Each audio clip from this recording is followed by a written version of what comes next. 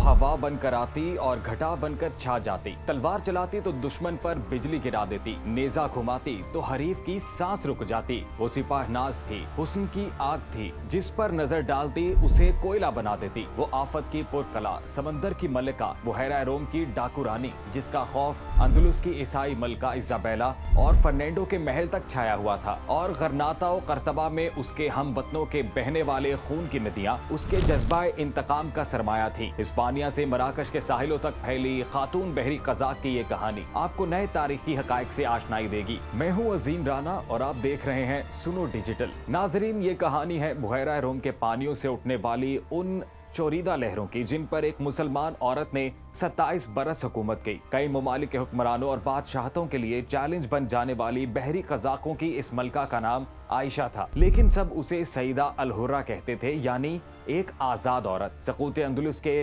वक्त 7 साल की सईदा अल हुर्रा का खानदान गरनाता में मुकीम था, जहां ईसाई फौजों के जुल्म और ज्यादती के बाद उसे खानदान के हमरा तत्वान आना पड़ा। अपने वालिद अली इब्न राशिद तत्वान की ज़ेर निगरानी आयशा ने यहाँ बेहतरीन तालीम हासिल की, अरबी अदब, फ़िक़्ह, सियासत को पढ़ा और जंगी हिकमत अमली सीखी। तेग ज़नी और नेज़ाबानी में वो यही मशाक हुई। सईदा अल हुर्रा गैर मामूली तौर पर बहादुर और बेबाक खातून थी, जिसने अंदलुस में अपनी कौम की बेबसी का बदला लेने के लिए बहरी कज़ाक का रूप धारा, लेकिन दर हकीकत वो एक मुजाहिद थी जो कौमी जिल्लत और रुसवाई का बदला लेने बुहैरा रोम के पानियों पर उतरी। अगर हमें इस नाबगा रोजगार खातून को जानना है तो फिर 16वीं सदी में वापस जाना होगा और बुहैरा रोम की लहरों पर सफर करना होगा। वो बुहैरा रोम जहां सईदा अल हुर्रा के बहरी बेड़ों ने कई यूरोपी कप्तानों और उनके काफिलों को इबरत का निशान बना दिया था। सईदा अल हुर्रा एक गैर मामूली खातून जिसने 27 साल तक यूरोपी बहरी बेड़ों को खौफ में मुब्तला रखा। उस्मानी सल्तनत के अमीरुल बहर सरदार खैरुद्दीन बारबरोसा के साथ इत्तेहाद किया और बुहैरा रोम में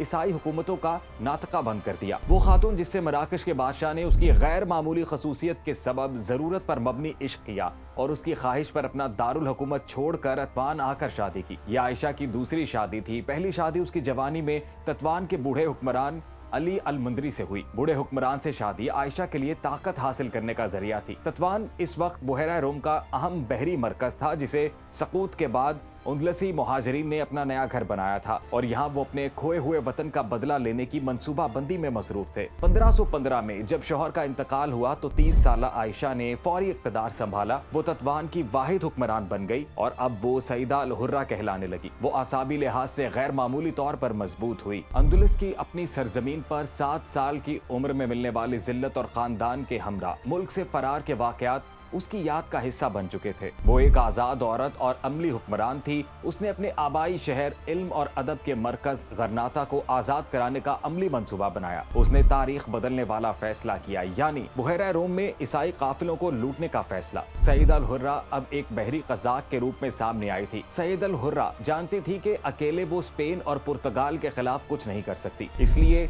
इसने एक शानदार कदम उठाया। इसने उस्मानी सल्तनत के मशहूर बहरी सरदार खैरुद्दीन बारबरोसा से राब्ता किया। ये बारबरोसा के अरूज का वक्त था। उसका लश्कर उसी की तरह बहादुर और जर्री था और उस्मानी सल्तनत की हिमायत उसकी असल ताकत थी। आपसी मुशावरत के बाद बारबरोसा मशरकी बुहैरा रोम को कंट्रोल करने लगा और सईदा अल हुर्रा मगरबी हिस्से में अपनी हुकूमत को मुस्तहकम करने में मसरूफ हो गई। दोनों ने मिलकर यूरोपी जहाजों के लिए बुहैरा रोम को खौफ के दायरे में तब्दील कर दिया। सईदा अल हुर्रा और बारबरोसा के जंगजू तिजारती जहाजों पर हमला करते, सोना और असलहा लूटते, ईसाई जहाजरानों को अपना कैदी बनाते, उनसे तावान वसूल करते। ये कोई कज़ाकी नहीं थी, ये दौलत गरनाता और करतबा समेत पूरे अंदलुस में बसने वाले सईदा अल हुर्रा के हम वतनों की थी, जिन्हें ईसाई फौजों ने कत्ल कर दिया था या जो कत्ल के खौफ से अंदलुस से भाग चुके थे। ये डकैती नहीं थी, ये जिहाद था, ये अंदलुस की बर्बादी का बदला था। सईदा अल हुर्रा के हमलों से स्पेनी और पुर्तगाली बादशाह इस कदर खौफजदा हो गए कि उन्होंने सईदा अल हुर्रा को बुहैरा रोम की मलिका का खिताब दिया। वो जानते थे कि उनके कैदियों की रिहाई के लिए उन्हें इस औरत से बात करनी होगी। 27 साल तक तकरीबन 3 दहाइयां सईदा अल हुर्रा ने बुहैरा रोम पर खौफ का राज कायम किए रखा। यहाँ पहुंचकर सईदा अल हुर्रा की कहानी में एक दिलचस्प मोड़ आता है। आजाद औरत की बहादुरी और वतन परस्ती की दास्तानें उड़ते उड़ते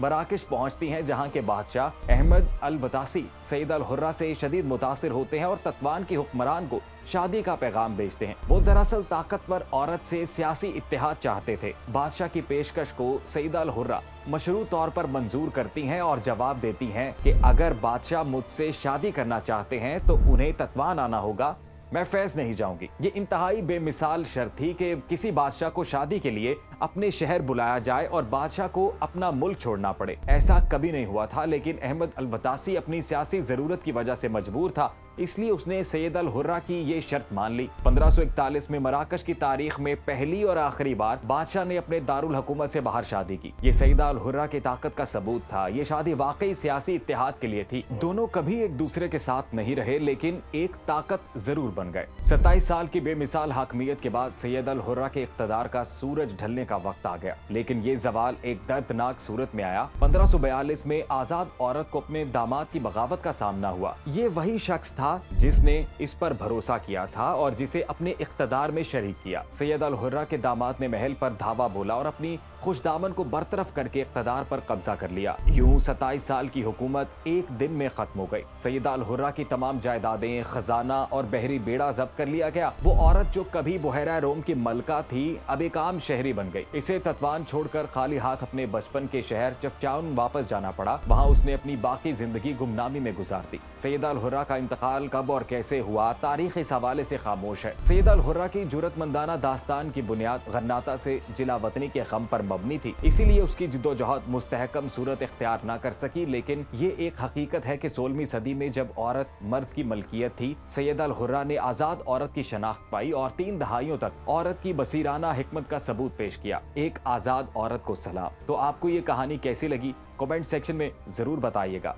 बेल आइकन को प्रेस कीजिएगा और हमारे चैनल को सब्सक्राइब कीजिएगा।